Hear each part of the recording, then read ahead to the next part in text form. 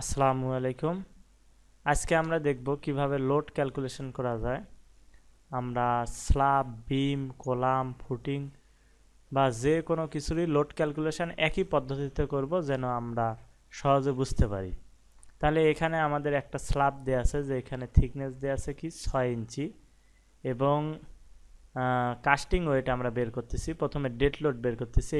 আমরা সাধারণত dead load বের করলে লাইভ লোড কিছুই না, তাহলে আমরা ডেড লোড বের করতেছি কাস্টিং ওয়েট, অর্থাৎ যে 6 ইঞ্চি স্ল্যাব থিকনেস এটা যেটা কাস্ট করছি অর্থাৎ আরসিসি, এইটার আমরা প্রথমে ভলিউম বের করতেছি লেন্থ উইথ অর্থাৎ কত স্কোয়ার ফিট ইন্টু থিকনেস অর্থাৎ হাইট 6 ইঞ্চি। তাহলে লেন্থ 25 ফিট, এই যে 25 20 হচ্ছে কি আমরা দিচ্ছি এদিকে উইথ এবং থিকনেস আমরা 6 ইঞ্চি দিয়ে কি আমরা ফিট কিউব পেলাম। এখন আমরা ঐকিক নিয়ম 1 ফিট কিউবে আরসিসির ওজন কত 150 পাউন্ড, অর্থাৎ 150 পাউন্ড পার ফিট কিউব। তাহলে আমরা কি আমাদের এইখানে কত ফিট কিউব আছে, আমাদের দেখুন ভলিউম কত 250 ফিট কিউব, তাহলে 250 ফিট কিউবে আরসিসির ওজন কত 150 ইন্টু এই 250, তাহলে আমাদের আমরা পেলাম হচ্ছে 3750 পাউন্ড, যেটা 3.75 কিউবস বলা যেতে পারে। এখন সেলফ ওয়েট আমরা সেলফ ওয়েট পেলাম, এটা কি আমরা স্ল্যাবের সেলফ ওয়েট বলি যেটাকে। এখন ফ্লোর ফিনিশিং থিকনেস আমরা 2 ইঞ্চি ধরতেছি, তাহলে এটার ওজন কেমনে বের করব? ঠিক একই প্রসেসে কি volume into unit wait, volume into unit wait দিলেই কি আমরা ওজন পেয়ে যাব। তাহলে কি লেন্থ উইথ অর্থাৎ কত স্কোয়ার ফিট আমাদের স্ল্যাব 25 গুণ 20, এই যে দেখুন 25 গুণ 20, এইটুকু আমরা করতেছি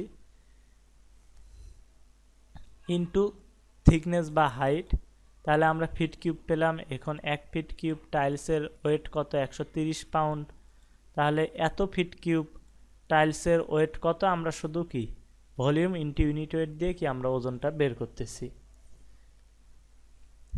এটাকে আমরা কি ফ্লোর ফিনিশ দ্বারা চিহ্নিত করতেছি, ফ্লোর ফিনিশ ইকুয়াল এত পাউন্ড। এখন পার্টিশন ওয়াল, এর মধ্যে আবার কি ওয়াল আছে, অর্থাৎ এইটুকু আমরা আলাদাভাবে লিখতেছি, এইটুকুর মধ্যে ওয়াল আছে।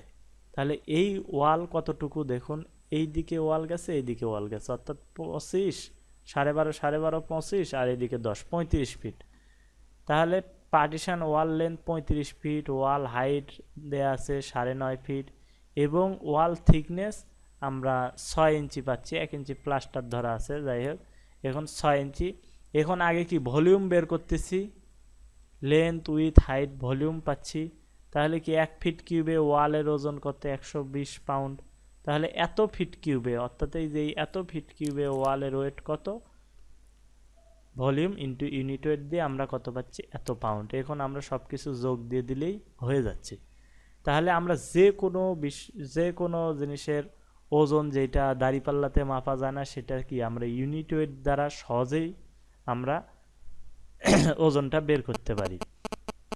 যেমন আমাদের যদি থাকে কোনো একটা কিছু, দেখা গেছে এইখানে যদি পানি থাকে, এই স্ল্যাবের এই অংশটুকুতে যদি পানি থাকে বা এই 6 ইঞ্চি জুড়ে যদি পানি থাকে, তাহলে কি পানির ইউনিট ওয়েট দিয়ে গুণ দিলেই কি এখানে পাওয়া যাচ্ছে, অর্থাৎ এইখানে 150 না দিয়ে তখন দিব কি 62.43, তাহলে কি পানির ওজন আমরা পাউন্ডে পেয়ে যাব। আর এরপর আমরা স্ল্যাবে বের করছি, স্ল্যাবে বের করলাম কি এত পাউন্ড। এখন এইটাকে কি স্ল্যাবে 25 স্কোয়ার ফিটে ভাগ দিতে হয়, এইদিকে 1 ফিট এইদিকে 1 ফিট, মানে 2টা স্ট্রিপ, যার কারণে পার ফিট স্কোয়ারে আমরা লোডটা দেখি। তাই এইটাকে কি 25 স্কোয়ার ফিটে ভাগ দেওয়া লাগবে, অর্থাৎ এই লেন্থ আর উইথ দিয়ে ভাগ দিলে কি স্ল্যাবের ওজনটা আমরা পেয়ে যাচ্ছি। আর বিমে কি প্রতি ফিটে মানে বিমের লেন্থ যত তত ফিট দিয়ে ভাগ দেওয়া লাগে, মানে যদি 10 ফিট থাকে তাহলে এটা 10 দিয়ে ভাগ দেওয়া লাগবে, মানে কিপ ফিট বা পাউন্ড পার ফিট এরকম বোঝায়। আর কলামে কি টোটাল এই লোডটা কত এইটা দিয়েই ডিজাইন করতে হয়। তাহলে এটুকু যদি আমরা বুঝতে পারি, আমাদের লোড ক্যালকুলেশন আসলে আমাদের জটিল ভাবার কিছু নেই। Thank you.